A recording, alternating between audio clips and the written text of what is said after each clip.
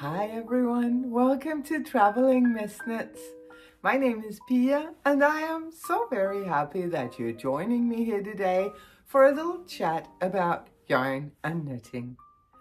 The majority of my knitting time this week has been spent with historic knits. Knits that are old enough that they have some history for me. And it's been really interesting. I've been revisiting some old patterns, picking up some old whips, and it only makes sense that I have been enjoying that process. I also like to reread a good book or rewatch a movie, like on Christmas Day when we were watching The Hobbit. That was not the first time that I was watching The Hobbit. I like to go back to things that I have been enjoying. I feel like the second time around, maybe because you have an idea about what's to be expected, you can sometimes go deeper and find new details and nuances, new ways of looking at it. That's how this process of my historic knits has felt, for sure. The first of my historic knits is the one that I'm wearing. This is my Colazo Shawl, huge, chunky, warm shawl. When I'm wearing my large shawls like this one, I try to balance it out with a more fitted outfit, a fitted shirt like here, or a blazer. I would rarely wear a shawl like this together with my huge winter coat, just because I feel like, sometimes I get overpowered by all of the fabric around me. Originally, this shawl was not a big chunky thing. It was originally knit in fingering weight, 3 different colors of fingering weight, but I decided to knit it up in worsted weight yarn in 1 color. And I love how this has turned out. This is knit in Wool of the Andes, worsted, Knit Picks Wool of the Andes, worsted in the colorway Cobblestone Heather. And I believe I used 8 balls, but I will weigh the shawl after and just put it in the description box together with the pattern for the shawl. But yeah, what I did, I used a needle size 4.5 millimeters, which I think is a US 7. So a little bit larger than I would usually use for a worsted weight yarn, just to make sure that I got enough drape. And then I followed the pattern down to here, down to the end of my lace section. This section in the original pattern is a colorwork band. I wanted to use only 1 color, so I just did some textured stitches instead. I basically did a moss stitch in here. At some point while I was knitting away on the lace, I could see that this shawl was going to be huge if I was following the pattern correctly. Again, it was written for fingering weight. So I finished the lace and from there I just eyeballed it the rest of the way, trying to get a nice balance of these stockinette sections that are just the only thing that goes on are these bands of textured stitches. In the pattern, you finish the shawl with a ribbing. I think it's a 3x1 ribbing, something like that. I decided to instead go with another band of these textured stitches, and then I did Jenny's surprisingly stretchy bind off from the wrong side, so I get this nice finished edge on it. I was trying to do the same thing that I did on my friend to friend shrug on the last row, where I would pick up the purl bump of a stitch 2 rows below and knit it together with the stitch on the needle. but because the last rows were were garter stitch, it didn't look neat. So I decided to not do that, just do Jenny's Surprisingly Stretchy Bind Off. And because of the moss stitch and the garter in this final band, it doesn't roll up on itself. So yeah, my super, super cozy shawl that I am enjoying so much. And as I said, it was a pleasure revisiting an old pattern. It's a pattern that I think I created it back in 2019, in the summer of 19, I think, you know, pre-pandemic, where none of us knew what was coming, and things were just normal and easy. And yeah, that's when I created that pattern. It was fun to go back to it, revisit it, and thinking about the person I was back then. Yeah, as I said, I've always enjoyed going back to old patterns, old books, old movies, all of that. Going back and enjoying it the second time around in a new way. And also remembering, who was I when I was knitting this first? What was my thought process? This was one of the first patterns that I published, and I do remember being so scared. Should I really publish this? Do I have anything to give to the world knitting wise? I was so nervous, and I'm still nervous when I publish a pattern, but this was, yeah, I really remember butterflies in my stomach as I went on Ravelry and pressed publish. But now I have the fingering weight, very summery shawl. It lives in Italy. And I have this huge, cozy winter version that I am gonna enjoy a lot in these coming weeks and months. My other historic knit has been I'm almost tempted to say cathartic one. I've been working through some emotions with that one. I was up in my craft room last week looking for something. I don't know what. I mean, I can easily tell you the sounds that my younger brother's police car made back in 1973, but where did I leave my keys? I have no idea. Anyway, I was up here looking for something, and I was going through project bags, and all of a sudden I opened a project bag, looked down at an old whip that had been exiled. I had been struggling so much with this knit and finally decided to exile it. And as I open it and look down on it, I'm like, I can fix this. I know how this should be fixed. The solution was just there. Just like, that's how you do it. So I picked it up and I have been knitting up a storm. It's been a whirlwind of emotions and knitting. You can see I have spent quite a few hours knitting on this. Let me invite you back to 2020, to the year of the pandemic. I've been there all of these hours. Do you remember how we were, or at least I was, kind of scared, not knowing what was going on, what was going to happen, and yeah, it was confusing to say the least. The world shut down. All of a sudden, we couldn't visit our son in Texas. Our son moved over there just a week before the pandemic hit.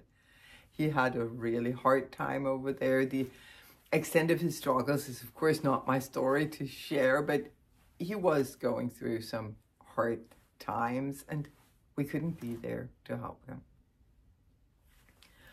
But at some point, and right now I don't remember, it felt like forever, but after a while, the world opened up enough that we could go visit him if we went first to the United Arab Emirates, like Dubai, Abu Dhabi, Sharjah, all of that, and quarantined there for 2 weeks. We were fortunate enough to be able to do that. It was expensive. It took a lot of time, but we were fortunate enough to be able to do that. And as we were sitting in quarantine there, I started knitting a shawl inspired obviously by the traditional headwear that the men is wearing down there. This is not a copy of their traditional headwear. This is inspired by it. I've been adding in some collars and changing, of course, the stitch patterns. Those are my own stitch patterns. It was something that kept my mind occupied. I mean, constant color work. That kept my mind occupied as we were sitting there waiting. It also helped me on the 18-hour flight to get over to Texas. And it helped me on the 4-hour drive that we had to take after the flight. And now I sound ungrateful. Don't get me wrong. I am so grateful that we were able to do that. It meant the world to our family that we were able to do that. Still, it was, yeah. But this one really helped me. I finished the shawl back then. I since gifted it to my mom because she really loved it. And I was like, yeah, it's going to stay in the family and I can always make another. As I was knitting it, I was writing down what I did, and I put those notes up on my Danish blog. But I had to take them down because it just turned out there were too many mistakes and errors, and yeah, I took it down and I started to re-knit it and make it into a pattern proper. I had some testers knit through it. I had someone check the English version for readability. But I was never totally happy with it. I wasn't happy with the way the stitch patterns were working together, the placement of them. I was just not happy with it. So I never released that pattern. A couple of years went by and someone writes me, oh, that shawl, the quarantine shawl, where is it? I want to knit it. And I was like, I had to take that one down because that was driving me nuts. But you know what? If you want to test it, I'm going to rework the pattern, see what I can do, tweaking the stitch patterns and so a couple of people again test knit it. And again, I wasn't 100% satisfied with the stitch patterns. The shape, the construction, that was just what I wanted, but not the stitch patterns. So my third version just got chucked into a project bag, hidden over there in the corner, until last week, where I picked it up, I looked at it and I was like, how could you not see that? Those blocks are too long, that's the problem. And so I changed the stitch pattern. I was able to use exactly the same construction pattern. I just changed the color work charts, and now I am so happy with it. And I am sitting here holding on to it. You know what? Let me just check if I have some of my wonderful stitch stoppers. because then I can show it to you a little more freely. So the shawl is knitted top down in the round. So here we have the center spine. And can you see how I finally managed to get a good distribution of the stitch pattern? Yay! So I am really enjoying seeing how this finally worked out. I am also, I don't know that you can say I'm enjoying working through all of those emotions, but in a way I am. It feels, again, cathartic. As I'm knitting, I keep feeling this rush. And I say to myself, okay, emotion. It's an emotion. Calm down. It's just an emotion. It's gonna change. It's gonna dissolve itself. Just let it be. It is just emotion. And yeah, to say that it's been a roller coaster is definitely not too much. But I really feel like I've been working through a lot of the things that was going on in me in those years. It's been, yeah, I feel lighter. Every time I've been knitting on it, I feel like I just had a shower. If that makes any sense at all. It is a pleasure to work through this. And I am very happy knowing that once I finish and can do some sample photos, well, then I can actually share it, because nothing has been changed since all these tests. Stitch counts are the same, constructions the same. I just needed to be able to see how to fix the distribution of the stitch pattern.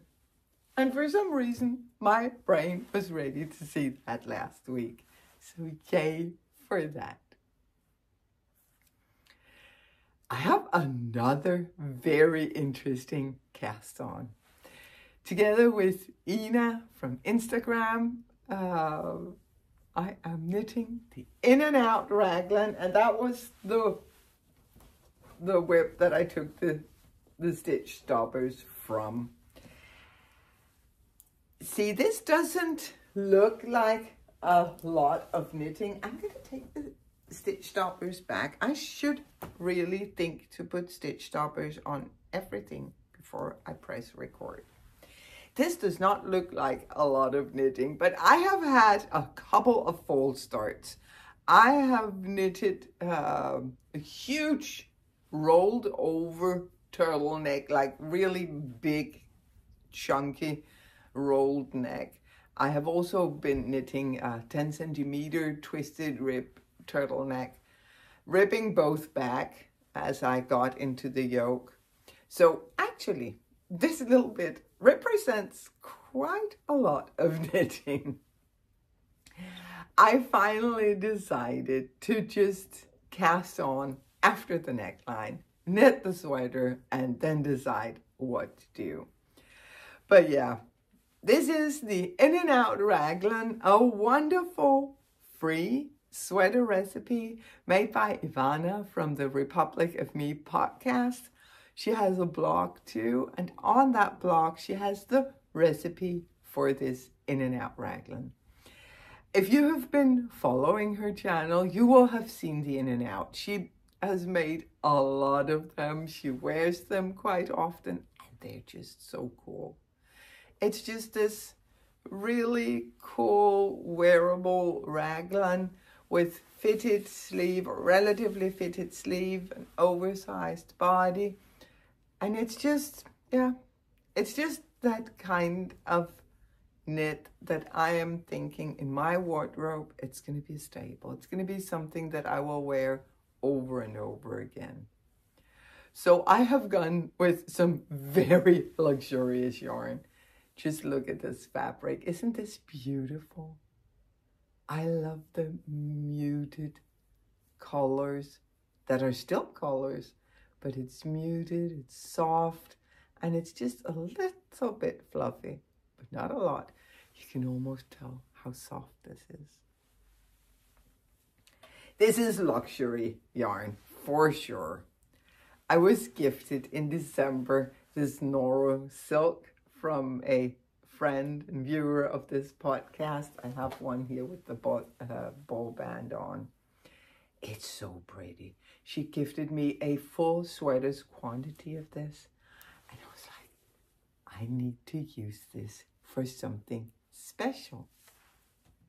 I really think the InNOut Raglin is a good use of a very luxurious yarn, because for me it is something, as I said, that I will be wearing over and over again and probably never tire of. I am combining it because this was not enough luxury. I don't know. I really wanted to combine it with some Ito Sensei. This beautiful silk mohair that has so much silk compared to other mohairs. And of course, I'm not wearing my glasses. I can read this. 60% mohair, 40% silk. So there's a huge silk content to this yarn, and you can feel that. It is so, so, so soft. This is the colorway Goat. It's beautiful. It's pia colored. It's gray with just a little bit more. And when I pair it with the Noro Silk, I mean, looking at them together, it's not obvious that they're going to go together well. But as soon as I saw the fabric, I was like, this is the sweater I want. This is absolutely lovely and very, very luxurious. But both yarns are presents, kind of. This is something I bought with money that I got for Christmas. I got 4 copies of the same book, so I returned the 3 and used some of that money to buy this Ito Sensei. And again, the Noro was a gift. So this is going to be a piece with a lot of people in it. A lot of generous people in it. It's going to be a luxury piece. And it's going to be something that I'm going to enjoy wearing over and over again. The InNOut sweater recipe is so easy to follow. You probably don't want to do it as your first sweater. You want to have a few sweaters under your belt so that you have a general idea about sweater construction and also about what suits your body. But once you are there, it is perfect. It is basically just a huge table of numbers. You find your in row by figuring out how wide do I want the neck opening. That's where you go in. That's how many stitches you cast on. That's how you distribute the stitches between the back, the front, and the sleeves. And then you have your out row, which is where you meet your preferred chest circumference. That's your out row. That's where you separate for the body and the sleeves. It's genius. It is absolutely genius. And as I said, it's free. So you can go look at it on her blog. I can't recommend this enough. I really think it's a genius idea to construct a sweater. She does have a lot of instructions on what cast on to use and how to do the increases and how to put in some short rows. And I have added a few extra short rows from what she recommends, just to make sure that it will sit nicely in front. But I can also do some short rows on the neckline if I think that it's necessary once I get to that. But yeah, this is one of those super relaxing, pleasurable knits that you can just lean into. This is what I use for my reading and knitting, because it is just going around and around, and every time I meet a marker, it's very easy to read your knitting. Do I need to increase or not? What you do is a 4-round repeat, where in the first round you increase. I can go ahead and say this because, again, free recipe. On the first round you increase on both body and sleeves. Second round there are no increases. Third, you increase only on the body, and fourth, no increases. So of course it's nice to be able to read your knitting, but it's relatively simple. I am really enjoying that. I don't think this is the last in and out I'm gonna make, because it just feels very easy. It just feels like something that I'm doing for fun, which is such a pleasure. So I am really enjoying that. As I said, Ina is also knitting it. Ina from Instagram. I'm sure you know her. I did link her Instagram account on the last episode. I'm going to link it again. I'm also going to, of course, link the in and out pattern and Ivana's channel, just in case you haven't watched that yet. But yeah, that's my knitting for this week. Is a couple of fall starts, and now just going around and around on my InNOut Raglin, and then going back to 2020, the year we all want to go back to, right? No, but as I said, it has felt good to work through all of that was going on now from a safe distance, so I am able to recognize emotion as it arises. So that was my week. Those were my knits. Thank you so much for watching. If you enjoyed this episode, you may want to consider giving me a thumbs up, or maybe even writing me a comment. Those things really help me with my channel. It helps to build our knitting community. Another thing that is always a celebration of the knitting community is, of course, the Knitathon. So don't forget the Spring Knitathon on April 6th, going into April 7th. If you have a podcast and you want to contribute to the entertainment, please send me an email. My email address is in the description box below. And with that, I am going to end things here. Thanks so much for watching. Until we meet again, be happy, be safe, and keep knitting.